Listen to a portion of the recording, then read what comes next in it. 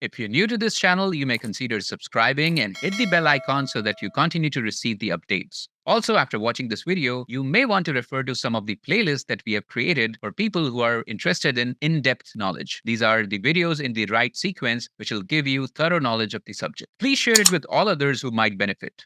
Let's get started. So far, we've been talking about basics of text preprocessing. We have talked about case conversion. We have talked about removing unwanted patterns. We've talked about removing stop words. We've talked about stemming and lemmatization as well.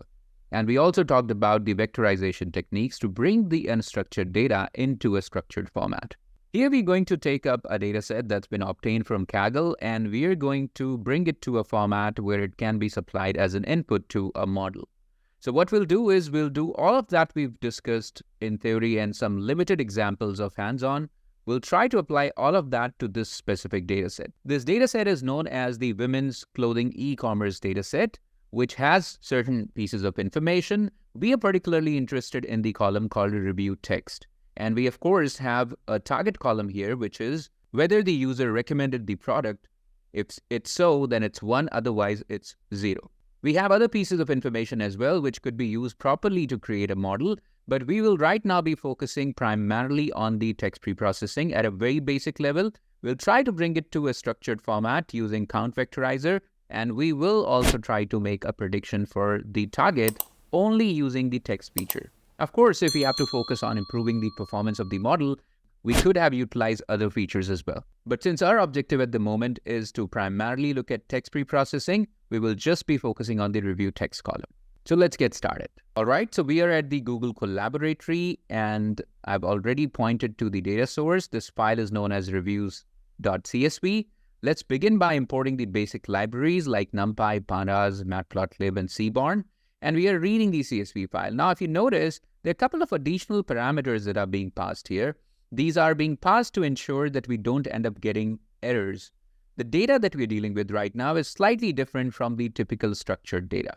So there are a couple of inputs that we need to give. In case we encounter any unusual format, we may skip those records. And the default engine whenever you are parsing any CSV file is C.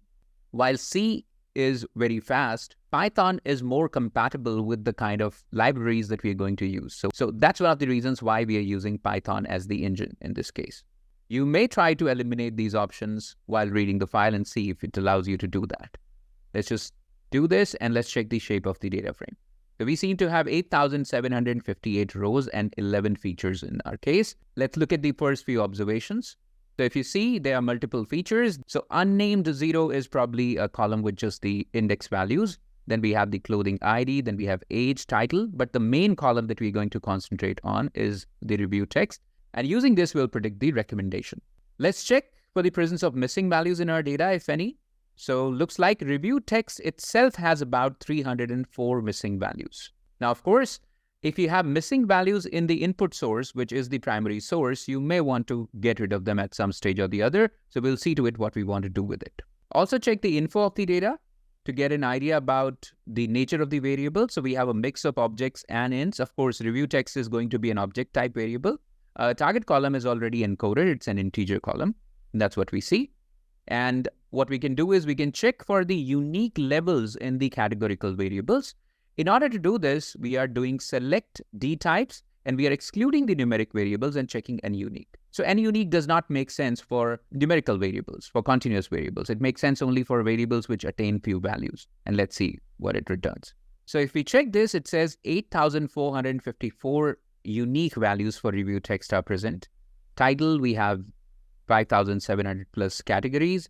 Division name, we have 3. Department name, we have 6. Class name, we have 19. But none of these are that important apart from review text for this particular example. So we'll just look at the review text. In fact, we can drop the features that we would not be needing. So we can drop some of these features like clothing ID, title, and class name, and we'll then move ahead.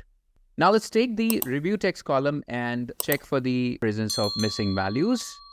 This is how the missing values appear. Of course, we could have taken a limited data just to see that this has nans only. And now what we are saying is that we will exclude all those cases where the review text is not available because we are treating it as the primary input source. So if it's not available, there's no question of making a prediction. This tilde here is basically representing an exclusion. So we are saying we'll eliminate all those entries where the review text is seen as null. That will be our modified data frame. And of course, that will be the same as the number of places where the review text was available. It's 8,454, as we can see. Now let's quickly check the number of occurrences of the 0 versus 1 in our data when it says it's recommended versus not recommended. So we seem to have majority here as recommendations, because 1 represents a scenario when the item was recommended. So it has 6,968 occurrences, and 0 are the scenarios where the item was not recommended, and that's 1,486. Next, let's begin to do the text pre-processing. What we'll do first is that we'll make a copy of the original data so that we don't end up disturbing it. And we will take up the review text column and we'll keep on modifying it. So the first thing, as we know, as a part of case conversion is that we just have to convert everything to lowercase. And for this, you don't need a tokenization. You can just simply go ahead and apply the string lower method to a text column. Let's see how the output looks like. So the entire text has been converted into the lowercase. Let's also remove the unwanted patterns in the data. So for this, we are taking the original text column and we are applying a regular expression. What does it say? Whatever is not an alphabet in lowercase or a space needs to be replaced with a blank. So you remember this square bracket and this caret symbol represents not. So whatever is not, and A to Z represents all the lowercase alphabets. Of course, we can talk about lowercase alphabets now because we've converted everything to lowercase already. \S represents the space. So barring the lowercase alphabets and spaces, we are replacing everything else with a blank. Now, when we do so, of course, that might leave some extra white spaces. And in order to tackle them, we are doing another dot replace. We could have put another dot replace in sequence as well, but we're doing in a separate line. We are saying that whenever we encounter one or more space characters, we want to replace them with a single space. So this plus sign from regular expressions, if you remember, represents one or more occurrences. So any extra white space in between would be replaced with a single white space. Let's just run this and let's look at the pre-processed text. So right now, this is how our data looks like. Next, we will perform tokenization. And when it comes to tokenization, it may be a mandatory step for a few steps in text pre-processing. For example, if you're going to do stop word removal, you need to have the text tokenized. If you're going to do lemmatization or stemming, you need to have the text tokenized. So we are just going to look at how does it work. We are just importing NLTK library, and from there we are importing the word tokenized class. And to our review text column, we are saying we want to apply the word tokenize.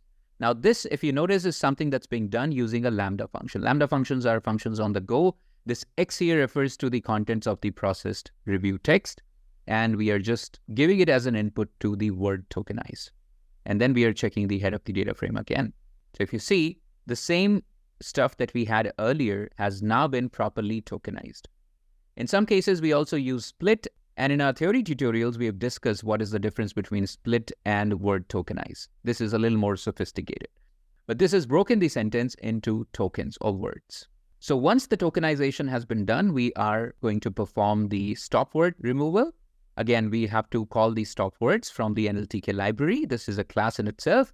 And what we are doing is we are calling these stop words from the English language and storing them as stop_words and converting it to a set because that makes the search operation somewhat faster. Now, this is again being applied to the review text column using a lambda function. So X here refers to the contents of the review column. X is just the tokenized state of the review text.